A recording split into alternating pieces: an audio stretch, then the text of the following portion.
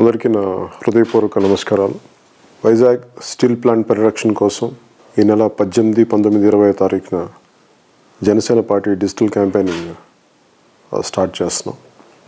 దీనికి వెనక ముఖ్య ఉద్దేశం ఎన్నో బలిదానాలతోటి, ఎన్నో త్యాగాలతోటి వచ్చిన వైజాగ్ స్టీల్ ప్లాంట్ని 151 మంది ఎమ్మెల్యేలు, 22 మంది ఎంపీలు ఉన్న వైసీపీ ఏమాత్రం గళమెప్పకుండా అసలు మొత్తం కేంద్రానిదే బాధ్యత, మనం ఏం చేయక్కర్లేదు అనేది ఈ తప్పుకునే విధానం నుంచి వారికి బాధ్యత గుర్తు చేసేలాగా ఈ నెల 18, 19, 20 తారీఖున జనసేన వారికి డిజిటల్ క్యాంపెయినింగ్ స్టార్ట్ చేస్తున్నాం.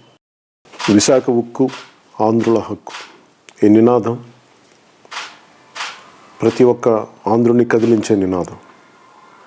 జై తెలంగాణ అంటే ఎలా తెలంగాణ మారుమోగిపోతాం, విశాఖ ఉక్కు, ఆంధ్రుల హక్కు అనేది కూడా అలాంటి నినాదమే.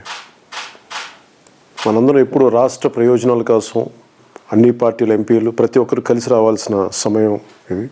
విభజన దగ్గర నుంచి ఈ రోజు దాకా ఏ పార్టీలు కూడా కలిసి రాలేదు. రాజకీయ క్షేత్రంలో ప్రతి ఒక్క పార్టీకి విభేదాలు ఉండొచ్చు, కానీ అందరి ఉద్దేశం ప్రజల కోసం సేవ చేయాలనే ఉద్దేశం. కాబట్టి ఈ రోజున విశాఖ స్టీల్ ప్లాంట్ పరిరక్షణ ప్రతి ఒక్క ఆంధ్రుడి తాలూకు కర్తవ్యం. దాంట్లో భాగంగానే జనసేన ఈ నెల 18, 19, 20 పార్లమెంట్ సమావేశాల్లో మన ఎంపీలకి వాళ్ళ బాధ్యతను గుర్తు చేయాల్సిన అవసరం అనిపించింది.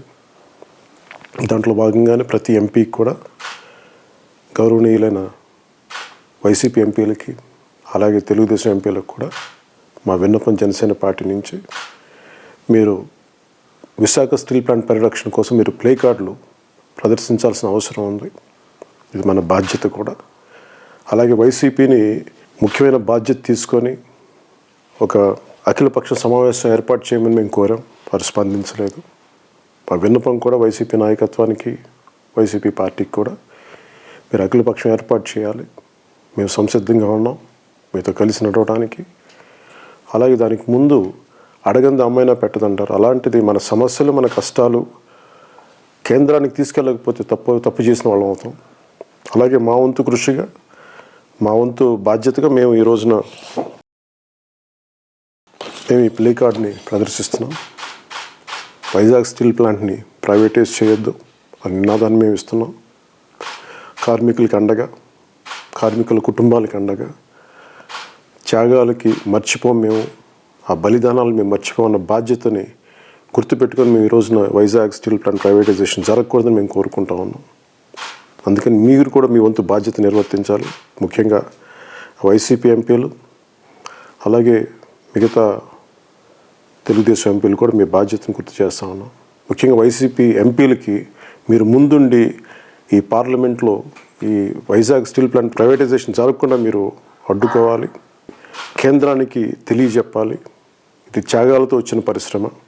అందుకని డిస్ఇన్వెస్ట్మెంట్ అనేది ప్రత్యేకంగా దీన్ని చూడాల్సిన అవసరం ఉందని చెప్పి కేంద్రాన్ని తెలియజేయాల్సిన అవసరం ఉంది. అందుకని దయచేసి మీరు ముందుకు తీసుకెళ్తారని ఆశిస్తూ, అలాగే ప్రతి పార్లమెంట్ నియోజకవర్గంలో సంబంధించిన ప్రతి ఎంపీకి కూడా, వైసీపీ ఎంపీలకి ప్రతి ఒక్కరూ ట్యాగ్ చేయండి, వారి బాధ్యతను గుర్తు చేయండి, ఈ ప్లే కార్డ్స్ని ప్రదర్శించమని చెప్పి వైసీపీ ఎంపీలకి తెలియజేయండి.